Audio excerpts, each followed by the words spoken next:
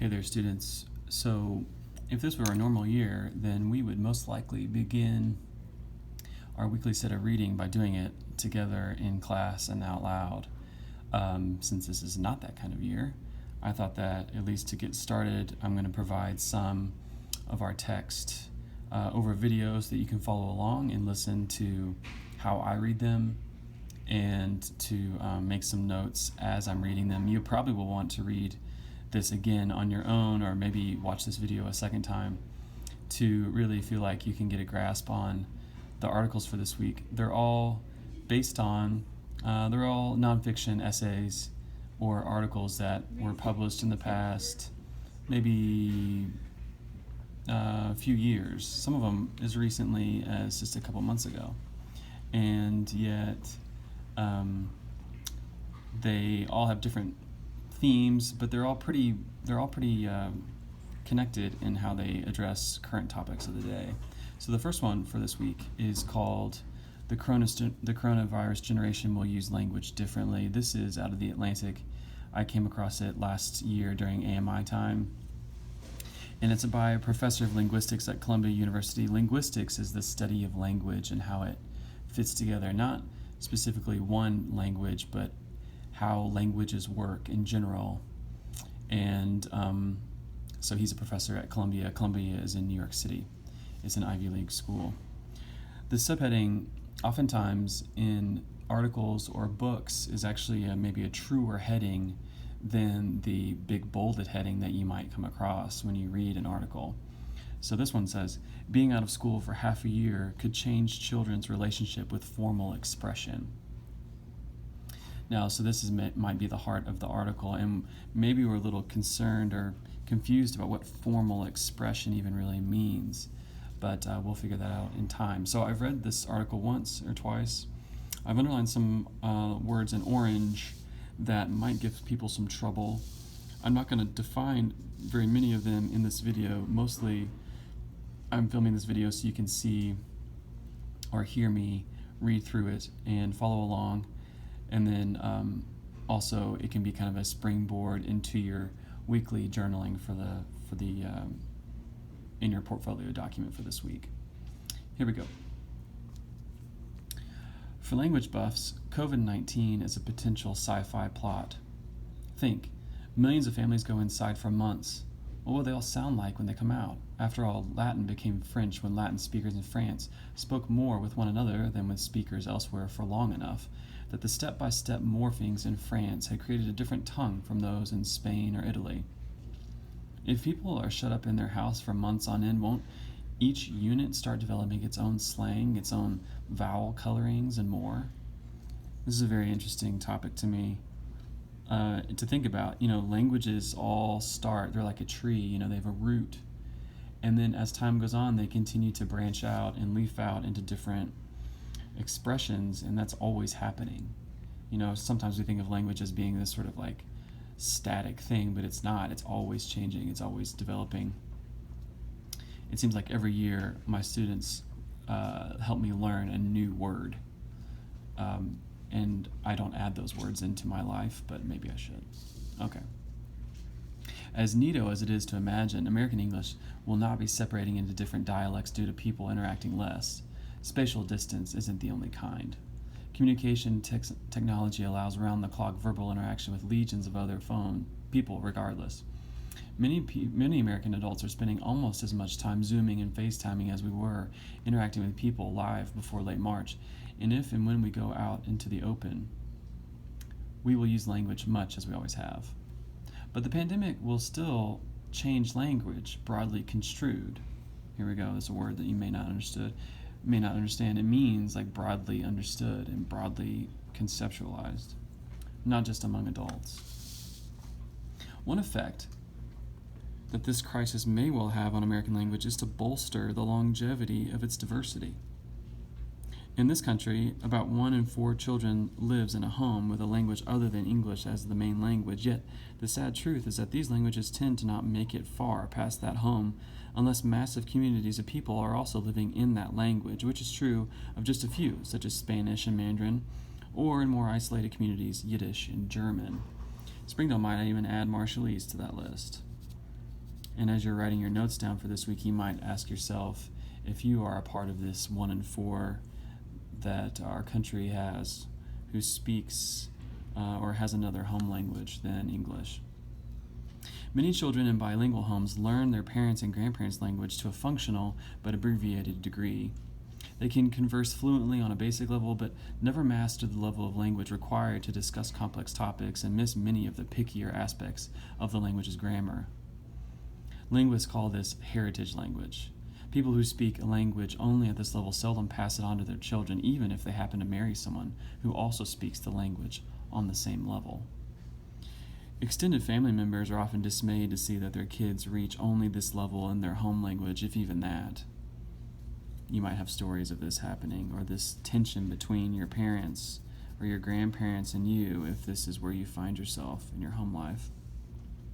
Spanish and Chinese speakers have it somewhat easier because of how much media are available in their languages. Also, they can live in neighborhoods where a critical mass of people speak the language. Signs are written in it for blocks on end, and so on. For speakers of Polish, Hebrew, or Tagalog, however, this is much less likely.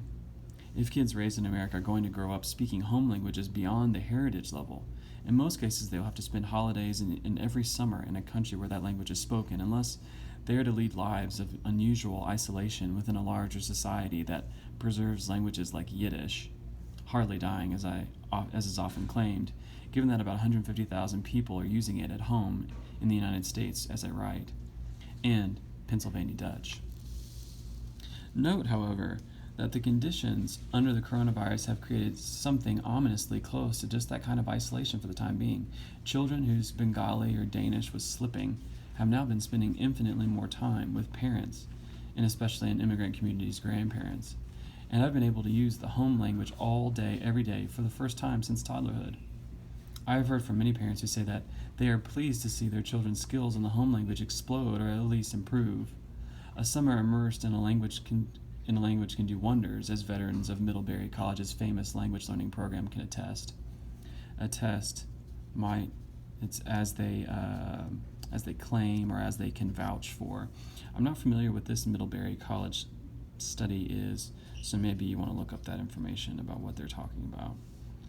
The lockdown is clearly going to amount to the equivalent of about 2 summers, and there are many Middleburys happening in millions of houses worldwide. And let me just stop here and say that on your portfolio document, you're welcome to comment on any portion of this article that you seem relevant or is thought-provoking. So you're not going to be just summarizing the entire document. You're going to be picking out pieces that are relevant to you or sharing information or making connections based on your own experience and your own background knowledge. So while you will summarize the article, that doesn't need to be the bulk of your response. Okay, going on. Many will be less sanguine about another possible legacy of the virus. If this kind of lockdown becomes necessary in waves until there's a vaccine, and especially if other pandemics arrive in the near future and mean, again, separating children from formal schooling for months at a time, the ever-increasing oralization of American language will be entrenched even more deeply than before. You can probably figure out these words in context. You should try if you don't know what they mean already. We know what oral speech is. We know what a trench looks like, so maybe you use those roots to figure out what those words mean. The data are in. Now some of you might say, oh, that's a typo. It should be is.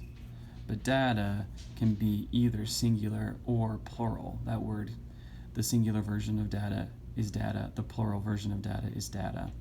So it's saying the amounts of data are in, the pieces of data are in. School via screen doesn't work well. Children of highly educated parents with book-lined homes can weather it. Most of their education takes place passively anyway.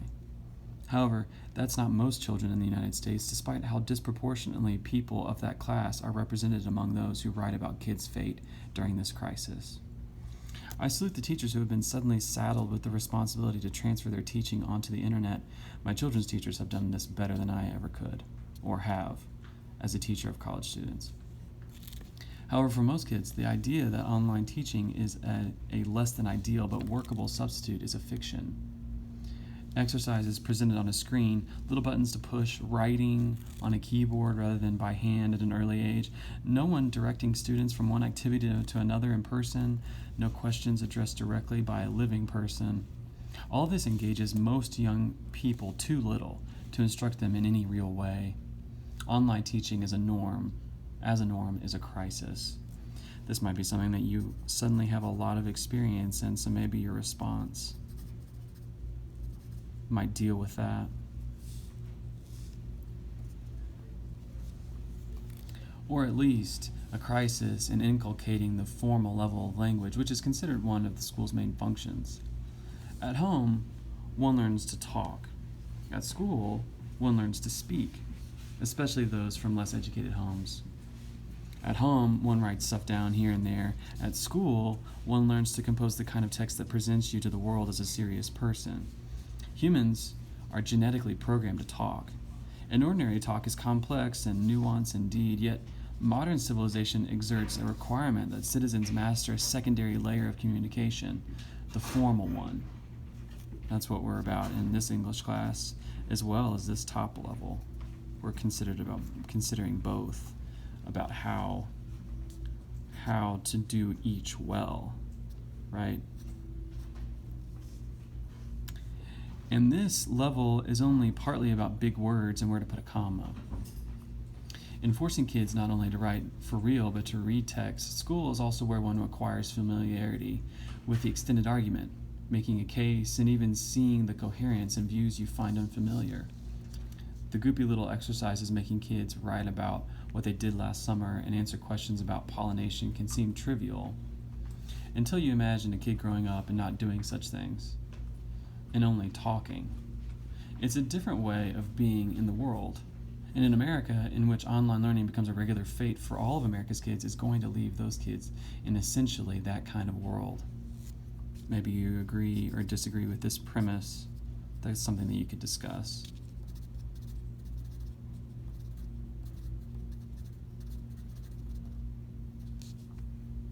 If we are seeing the beginning of what will be referred to in 10 or 15 years as the Corona generation of kids, hobbled by month-long stretches of online school, then I take the risk of predicting that, along with the pedants angry that people aren't calling it a COVID generation. We will see the National Assessment of Educational Progress scores go down. It will first become evident with the round of fourth graders tested next year. That online school is only, for example, half of the school year will still have palpable effects. Students from less bookish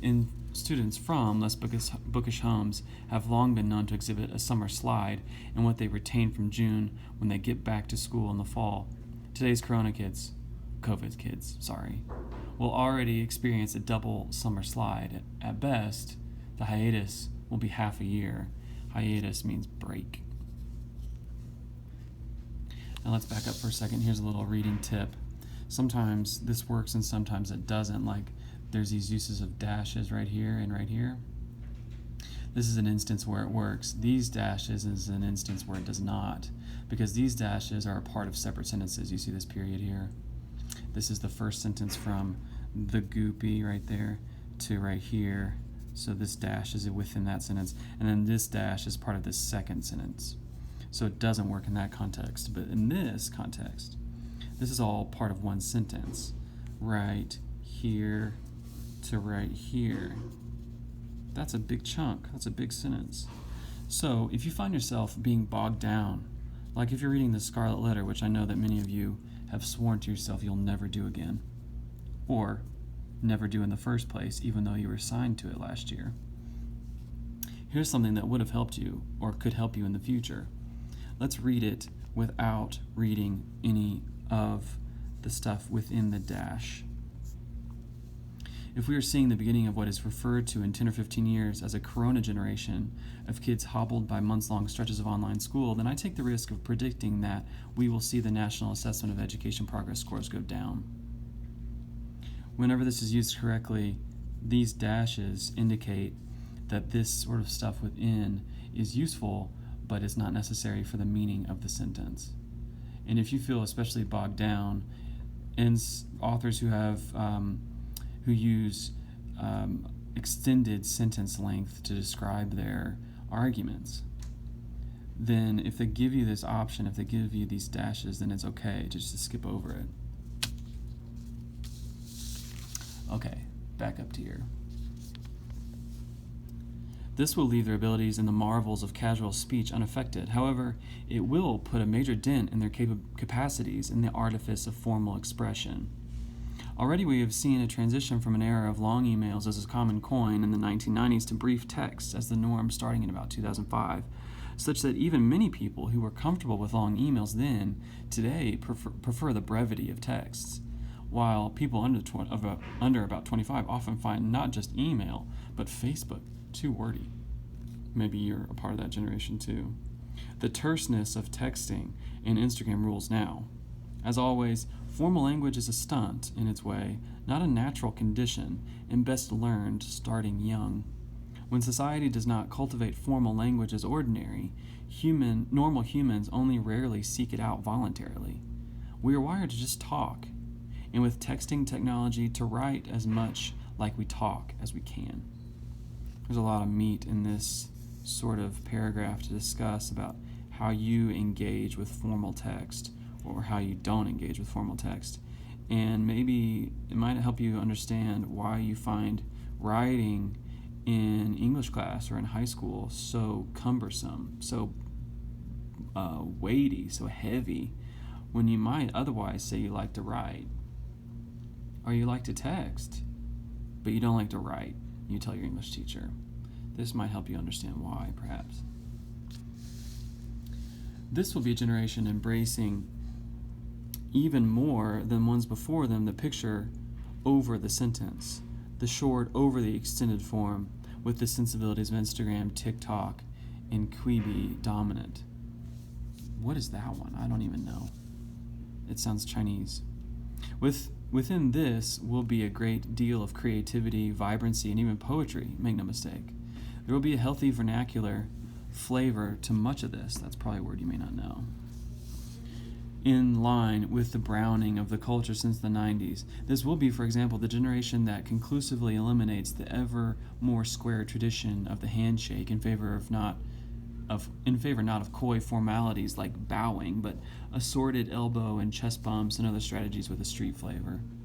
However, the current virus is distracting legions of those kids from an aspect of language that is a gateway to stirring text and persuasive self-expression. And if we must face similarly disruptive pandemics sequentially, this serial distraction from true schooling will risk rewiring these children's minds permanently. It's a very strong warning. Maybe you have something to say about that in your own response.